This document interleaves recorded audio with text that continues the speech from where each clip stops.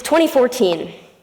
I'm sitting in the doctor's office waiting for my annual checkup, and while I fill out the patient information form, I complete the standard check if this applies to you section. Number 1, do you have a heart condition? No. Number 2, have you recently had surgery? No. Number 3, do you have high cholesterol? No. Number 4, do you have any mental health problems? While moving my pen to check yes, I felt my heart start to race as I held back tears. Why was I having this reaction? Let me take you back a year. 1 year earlier, I was diagnosed with obsessive-compulsive disorder and trichotillomania, a hair-pulling disorder. And when my classmates found out about my irrational fears of red markers and glitter, I was severely bullied. When girls sprinkled glitter in my hair and on my desk, they told me that I was just overreacting.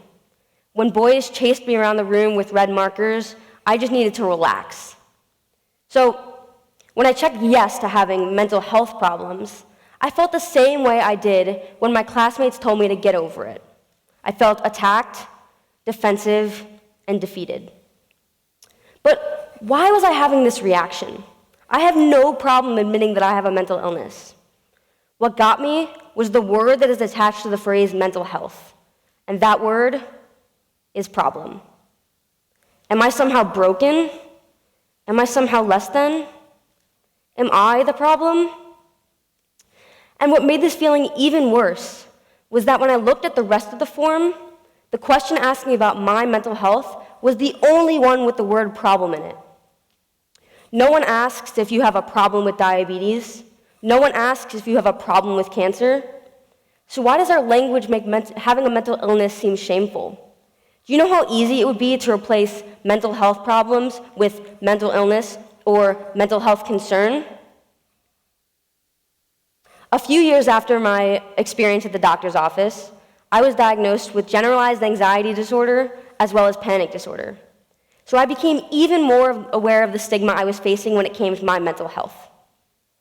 To stop this stigma, I wrote and published a book about my experience with mental illness, and I became a professional speaker. Over the last year, I've spoken all over the country to camps and colleges and corporations. And here's the thing that always surprises me. After my speeches, someone will come up to me and say something like this: Sophie, I want to tell you, I'm so proud of the work you're doing to stop this stigma. And I want to tell you, Sophie, that my daughter has anxiety. And she's been seeing a therapist for a while now who says she might even need medication. Compare this to someone coming up to you and saying this: I want to tell you, Sophie, that my son recently broke his ankle. And he's been seeing a doctor for a while now who says he might even need surgery. And I don't mean to say that people aren't entitled to their privacy. They are. But stigma leads to secrecy, and secrecy leads to shame. According to the National Alliance on Mental Illness, 1 in 5 US adults and 1 in 6 US children are currently diagnosed with a mental illness. And more than that, 50% of people will have a mental illness at some point in their lifetime. 9 out of 10 people with a mental illness report that mental health stigma negatively impacts their lives. The words we use affect over 40 million people in just the United States. Often, when I fill out patient information forms, I find myself in the same situation I did 5 years ago. When words like problem or issue aren't used to talk about my mental health, things like anxiety and depression are grouped with questions about suicide. A local healthcare forum, which just happens to be from UNC, asks me to check one box if I have depression or anxiety or bipolar disorder or are suicidal. So when I filled out this form and I checked this box, not only was I saying I have anxiety, but I was saying I'm considering taking my own life. What was more shocking than this was that the people who made these forms, the doctors, should be the ones who know the difference. Now, after dealing with this kind of stigma for over 5 years, I decided to do some research. I Googled medical form for new patient, and I clicked on the first few links. Here's what I found. On the first link, a pediatric patient medical history form, you will be asked if you have any mental health issues. On the second link, the form for the American Association of Orthodontists, you will be asked if you have any mental health disturbances. On the third link, you will be asked if you have a past or present chemical dependency, alcohol, or emotional disorders such as anxiety or ADHD. So now my anxiety is the same thing as alcoholism. But what was worse was that this form came directly out of a textbook that tries to teach people how to make questions on medical forms. It is no wonder that 9 out of 10 people feel negatively impacted by mental health stigma. So, how do we begin to understand the impact of our words? How do we begin to transform our society into one that is as thoughtful about mental health as it is about physical health? Well, we transform our society one conversation at a time. And if you choose to have that conversation, you need to be safe. SAFE is an acronym that I came up with to help people be more thoughtful when talking about mental health. And here's what it stands for. S, see someone else's perspective. A, argue against your own belief. F, find neutral language. And E, express concerns early.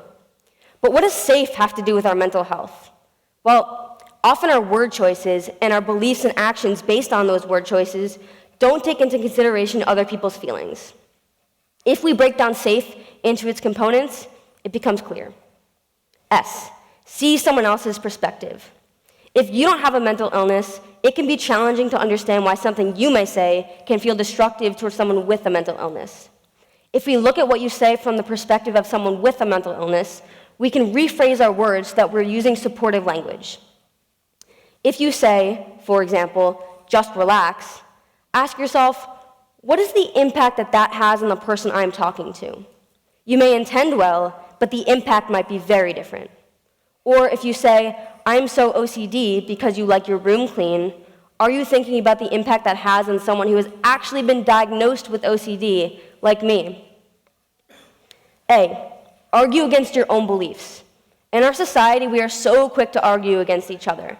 So I figured using this natural instinct could actually be to our advantage. Instead of arguing against someone else, challenge your own thoughts. If you think, what I'm saying can't possibly be hurtful or offensive, think to yourself, what if it is? Is there another way to say it? Ask yourself, what is the assumption I am making when I say words like weird or diseased or problematic? What kind of environment are my words creating? F, find neutral language. We use neutral language all the time when we talk about physical health. Someone has cancer. Someone was diagnosed with diabetes. But when we talk about mental health, someone suffers from depression. Someone has a problem with anxiety. Someone has an anger issue. If we rephrase those using neutral language, the way we talk about physical health, the connotation completely changes. Someone has depression. Someone was diagnosed with anxiety. Someone tends to get angry. This is how we have to start talking about mental health. And finally, E, express concerns early. Often people are fearful of the repercussions of addressing this kind of issue because it feels confrontational. But if you address this issue early enough, it's not really a confrontation, it's a conversation. A conversation only becomes confrontational if a person feels like their habits or characteristics are being attacked. So if you hear something offensive, speak up so that you can model different language and behavior before it becomes a habit. My mental illness isn't a problem. It can be a challenge, it can be a gift, and it can be an opportunity like the one I have today. And for everyone in the audience who has a mental illness or knows someone with a mental illness, which statistically speaking is everybody, you are the solution. You are all that's standing in between someone feeling stigmatized and someone feeling recognized. Thank you.